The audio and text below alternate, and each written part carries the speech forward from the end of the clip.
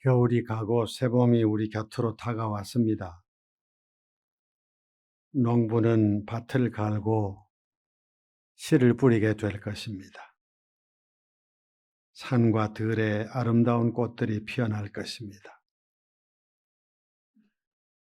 봄은 우리에게 희망을 선물해 주는 참 좋은 계절입니다. 계절의 변화와 함께 우리 마음에도 새봄이 찾아왔으면 참 좋겠습니다. 여러 가지 어려운 일로 침울했던 우리의 마음에도 새봄이 왔으면 참 좋겠습니다. 요한계시록 3장 19절 말씀에 보니 주님께서는 차지도 뜨겁지도 아니한 신앙생활을 하고 있는 라오디게아 교회를 향해서 열심을 내라고 말씀하신 것을 볼 수 있습니다.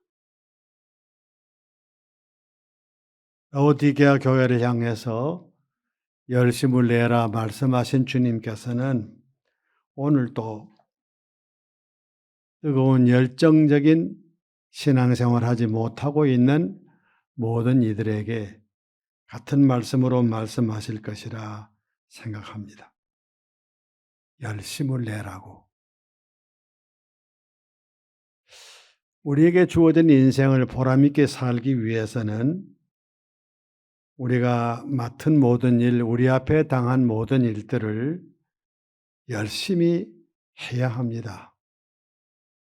매사에 의욕이 없고 게으른 사람은 감동도 없고 감격도 있을 수가 없습니다. 열심히 살아야 감격도 있고 감동도 있을 수 있습니다. 신앙생활은 더욱더 그렇죠. 예배드리는 일, 교회에 받들고 섬기는 일, 기도하는 일, 찬송하는 일, 말씀 읽고 말씀대로 순종해 사는 일, 열심히 해야 하나님이 허락하신 기쁨을 누릴 수가 있습니다. 신앙생활에 임하는 우리의 자세가 어떠냐에 따라서 기쁨 충만한 삶을 살아갈 수도 있고 기쁨 없이 하루하루 지루하게 살 수도 있습니다. 여러분이 잘 아신 대로 바울 사도는 1차, 2차, 3차에 걸쳐서 선교 여행을 했던 분입니다. 이 여행을 마치자 말자 그는 서둘러서 예루살렘으로 향하고 있습니다. 그가 예루살렘으로 가려고 했을 때 그를 아끼고 존경하고 사랑했던 모든 분들이 적극적으로 만류했습니다. 그 이유는 예루살렘 교회 예루살렘 안에 있는 유대인들의 상황이 어떻다 하는 것을 잘 알고 있기 때문입니다. 한때는 그가 예루살렘 안에 있는 유대인들의 분위기를 주도했던 사람입니다. 근데 이제 와서는 예루살렘의 유대인들이 그를 매우 미워하고 매우 싫어하고 있습니다. 왜 그럴까요? 이유는 하나뿐입니다. 그가 예수님을 만났고 예수님을 믿었고 예수님의 복음을 증거하고 있기 때문입니다. 유대인들은 예수님을 십자가에 못 박았습니다. 예수님의 십자가와 부활을 말하는 사람들을 그들은 몹시 싫어했습니다. 자기들과 함께 예수님 십자가에 못 박을 때 뜻을 함께 했던 바울이라는 사람이 어느 날 돌변해서 예수님이 하나님의 아들이요 예수님이 메시아요 구주라는 것을 날마다 증거하니 그들이 싫어할 수밖에 없었던 것입니다. 이번에 예루살렘에 올라가면 어떤 일이 생길는지 불을 보듯이 뻔히 알고 있는 사람들이기에 그가 예루살렘으로 가려고 했을 때 적극 만류했던 것입니다.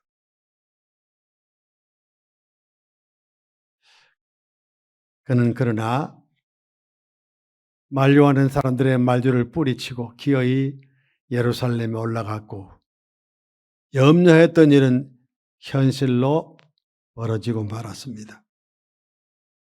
그는 유대인들의 손에 체포됐습니다. 공회의 신문을 받았고 총독들의 신문을 받았고 왕의 신문을 받았습니다. 이 과정 속에 그는 나는 로마 시민이기 때문에 로마 황제의 재판을 받기 원한다라고 상소했습니다. 왜 그랬을까? 그가 왜 고난이 뻔히 내다 보이는, 박해가 뻔히 내다 보이는 예루살렘으로 올라가려고 했을까? 왜 황제의 심판을 받겠다고 했을까? 이유가 어디였을까? 이유는 단 하나밖에 없습니다. 자기의 무죄함을 기어이 밝히겠다는 게 아닙니다.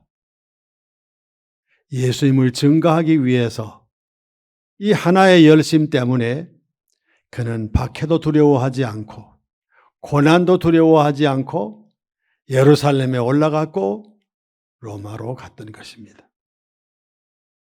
오늘의 말씀은 그가 276명 중에 한 사람이 되어 배를 타고 로마로 향할 때 유라굴로 광풍이 불어왔고 선장으로부터 모든 사람들이 다 죽음의 공포 속에 떨고 있을 때 그때 비로소 그가 우뚝 서서 여러분 안심하십시오.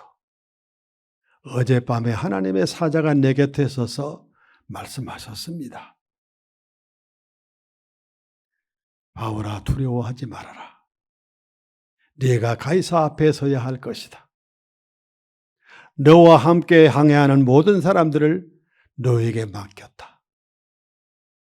이렇게 말씀하셨으니 나는 나에게 말씀하신 하나님이 그대로 이루실 줄로 믿습니다. 이렇게 그들을 안시킨 것을 볼 수가 있습니다. 오늘의 말씀은 그 중에 한 부분입니다. 그는 거룩한 열심을 가지고 예루살렘에 올라갔고 로마로 갔습니다. 거룩한 열심을 품은 그의 모습을 보면서 우리가 어떻게 열심을 품고 주님을 섬기고 살아갈 수 있을까? 함께 생각을 해보려고 합니다.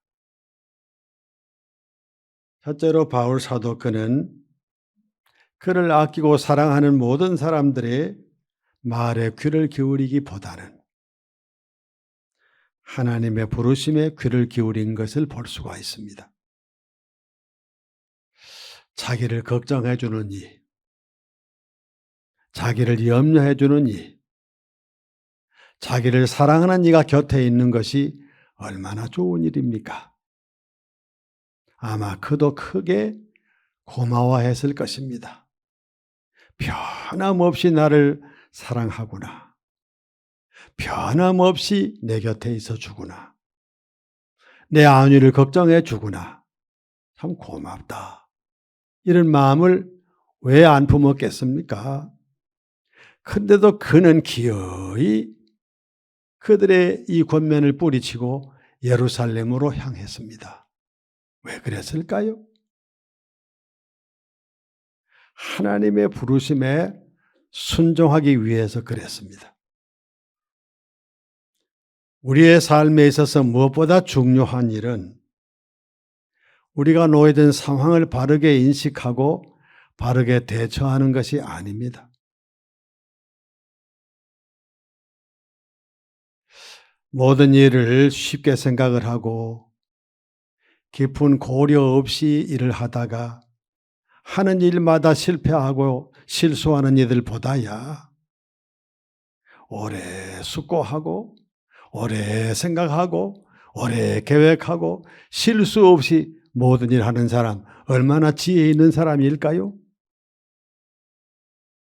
그러나 한 가지 우리가 알아야 될 거 있어요.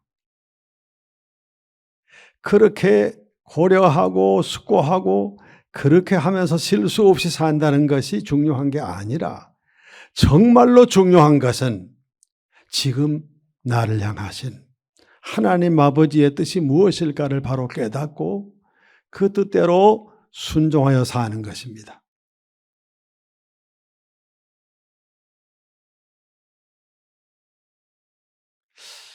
우리가 하나님의 뜻대로 살려고 했을 때 당장 내 판단으로는 이렇게 하면 내가 큰 손해가 있겠지.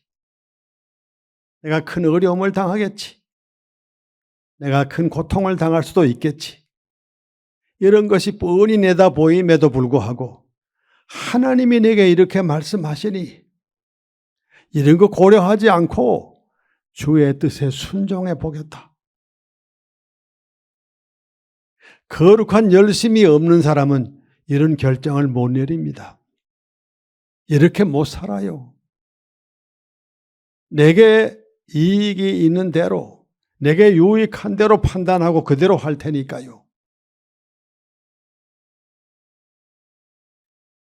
나에게 유익이 중요한 것입니까? 나를 향한 하나님의 뜻을 따르는 것이 중요한 것입니까?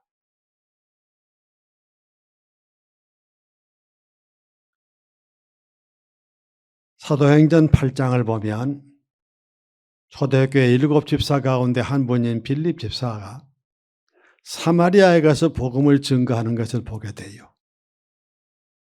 사마리아 사람들을 유대인들은 몹시 싫어합니다. 역사적인 긴 배경을 가지고 있어서 그렇습니다.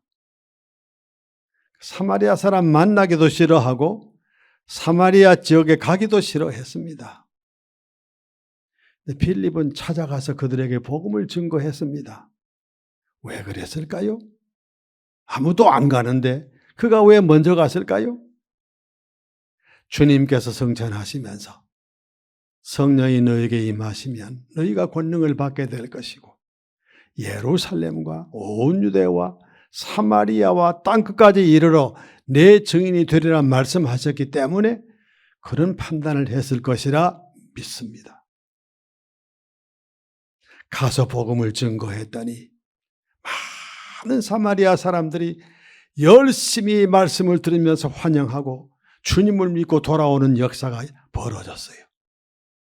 이제 막 복음의 열매가 막 맺히고 있어서 이 선교의 절정에 다다를 그 즈음입니다.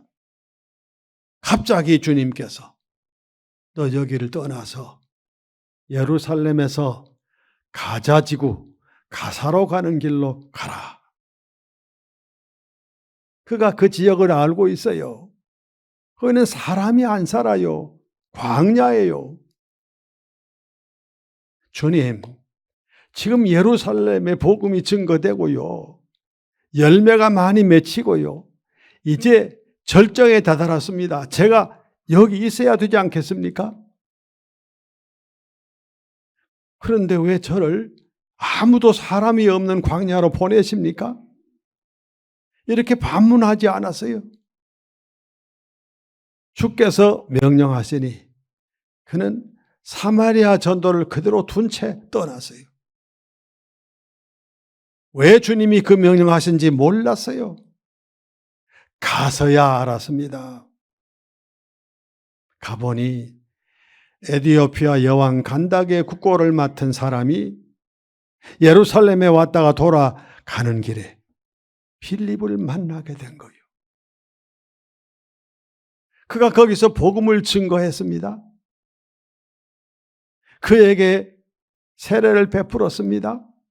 그렇게 함으로 에디오피아의 복음이 증거되게 된 것입니다.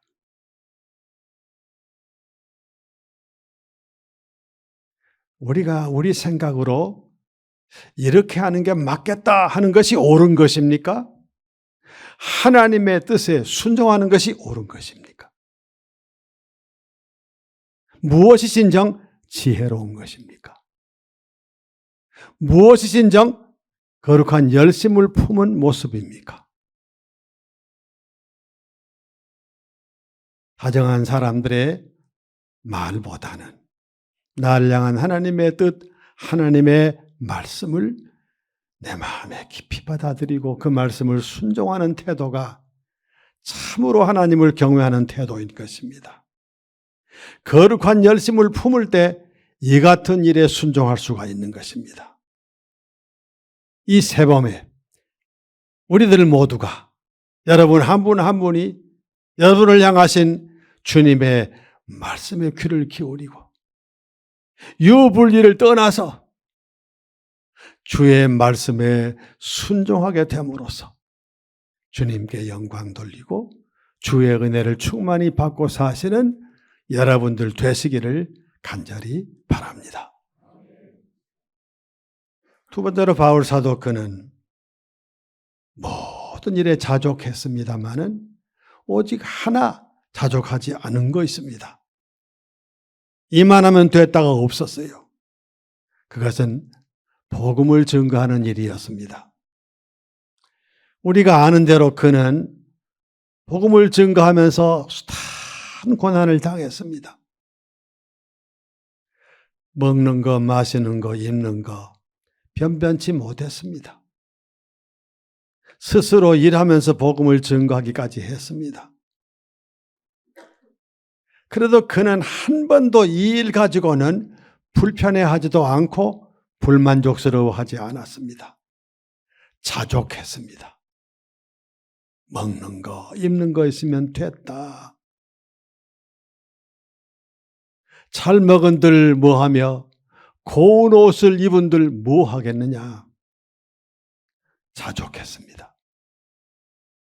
만족했습니다. 그런데 단 하나 이만하면 됐다는 없었어요. 그게 뭐냐? 그를 부르신 주님께서 그에게 맡기신 사도의 사명을 수행하여 땅끝까지 복음을 증거하는 일이었습니다. 이만하면 됐다는 생각을 가지지 않고 그는 끝까지 최후의 순간까지 복음을 증거하려고 애쓰고 노력했던 것을 우리가 잘 압니다. 가끔 교회를 섬기면서 이러저런 일로 충성을 많이 하고 또 일을 많이 하다 보니 이런저런 말도 듣기도 하고 그랬던 분들이 이만하면 됐다. 나 이만큼 했으면 됐지. 또 얼마나 더 하려고. 나 이만해도 남보단 더 했지. 그리고 물러앉는 분들이 있는 것을 봐요. 여러분, 우리가 이 세상에 살면서 바울 사도처럼 먹는 거, 마시는 거, 입는 거야 어떻게 지나면 어때요? 그게 정말 중요한 것은 아니잖아요. 그 때문에 사는 것은 아니지 않습니까?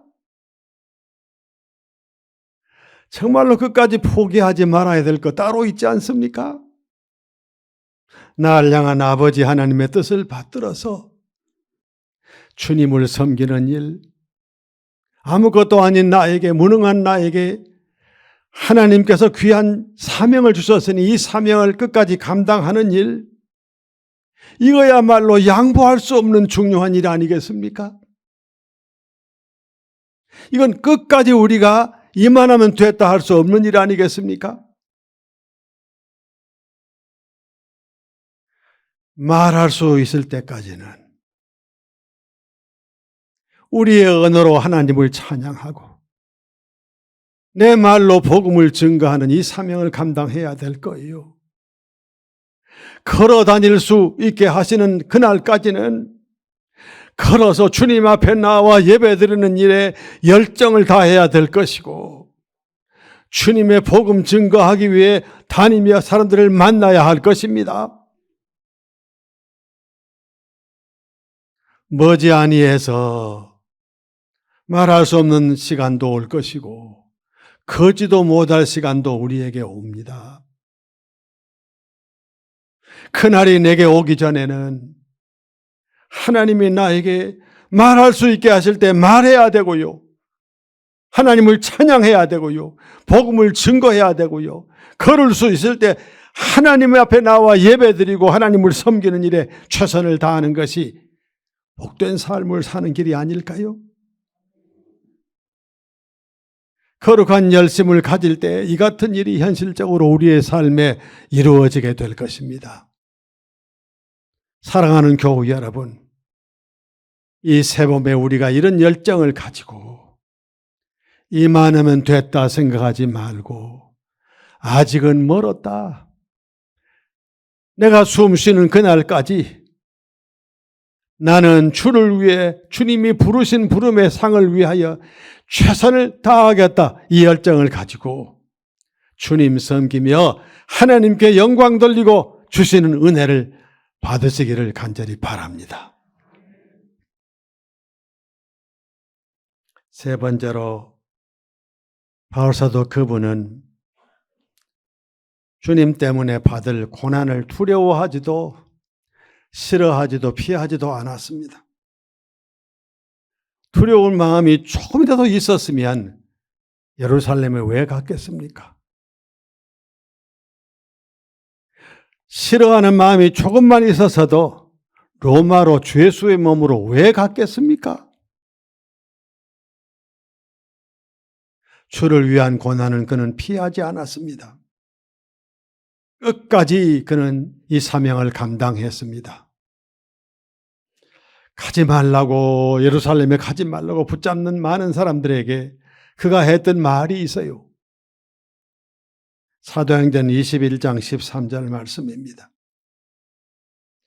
여러분이 어찌하여 울어 내 마음을 상하게 하느냐? 나는 주 예수의 이름을 위하여 결박당할 뿐만 아니라 예루살렘에서 죽을 것도 각오하여노라 그랬어요. 죽을 것도 각오했다고요. 죽을 것도 각오했으니 뭐가 두렵고 뭐가 무섭겠습니까? 누가 두렵고 누가 무섭겠습니까? 아무것도 두려운 것이 없고 누구도 무서운 게 없었겠지요. 그래서 자기 발로 두려움이 예상되는 예루살렘으로 기어이 갔고요. 죄수가 아닌데도 죄수의 몸으로 묶여서 배를 타고 로마로 향했던 것입니다.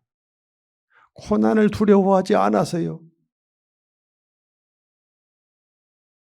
주님의 은혜를 깨닫고 주님의 뜻대로 살고자 하는 이에게 고난은 피해가지 않습니다.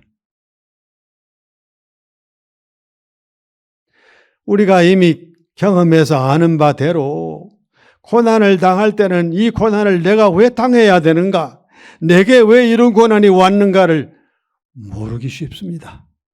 쉬운 게 아니라 모를 때가 거의 전부입니다.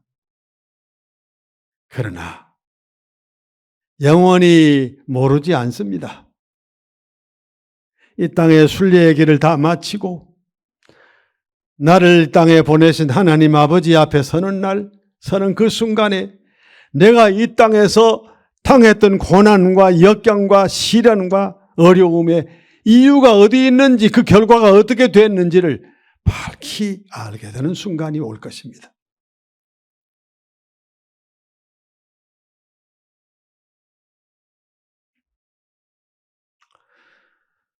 조개 속에 진주가 있지요. 조개 속에 모래가 들어가든지 무슨 이물질이 들어가면 이 조개가 몹시 아프고 괴로워요. 이게 들어왔기 때문에. 이게 몸속에 들어왔기 때문에. 그래서 이 고통을 당하면서 들어온 이물질을 어떻게 하든지 이걸 뭘 해보겠다고 노력해서 만든 게 뭡니까? 진주입니다. 여러분, 우리가 이 땅을 살면서 주님 때문에 주님 따르면서 이런 어려움도 당하고 이런 손해도 보고 이런 고통도 당하고 저런 어려움도 당하고 하지만 이후에 우리가 주님 앞에 서는 날 찬란한 영적 진주가 우리 앞에 나타나게 될 것입니다. 그 고난이 그렇게 영적 진주를 만들게 될 것입니다. 이거 어떻게 헛된 일이라 하겠습니까? 이거 어떻게 우리가 마다할 수 있겠습니까? 선지자 하박국을 잘 아시죠? 하나님에 대해서 매우 불만이 많았던 선지자입니다. 하나님, 뭐 이렇습니까, 하나님? 하나님 뭐 하십니까? 왜 이렇게 더 악한 자가 덜 악한 자를 힘들게 하고 괴롭게 하는데 하나님은 계속 침묵만 하고 계십니까? 왜 못 본 척만 하십니까? 왜 이러십니까? 막 대들고 그랬습니다. 그런데 하박국 예언서의 마지막 부분에 가면 무슨 말을 합니까? 이것도 없고 저것도 없고 이것도 안 되고 저것도 안 되고 이것도 실패하고 저것도 실패하고 다 망했지만 난 하나님으로 말미암아 기뻐하고 난 하나님 때문에 즐거워하겠다. 그런 고백을 하고 있어요. 바로 그거예요. 우리가 이 땅에 사는 날만 탁 끊어놓고 이것밖에 없다면 고난당할 이유는 뭡니까? 주님 때문에 어려움을 당할 이유는 또 어디 있습니까? 그럴 이유가 없잖아요. 근데 우리는 이 땅에 있는 이 삶이 잠깐 끝나는 줄 압니다. 영원한 나라가 우리 앞에 있음을 알고 있어요.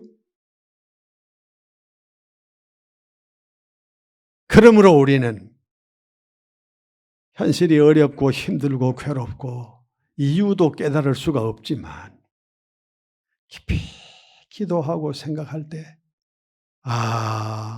하나님이 내게 주신 것 때문에 만족하고 하나님으로부터 받아서 내 손에 쥔 것 때문에 기뻐하는 게 아니라 하나님 그분 때문에 기뻐하고 하나님 그분 때문에 즐거워하겠다. 하박국의 고백을 할 수가 있는 겁니다.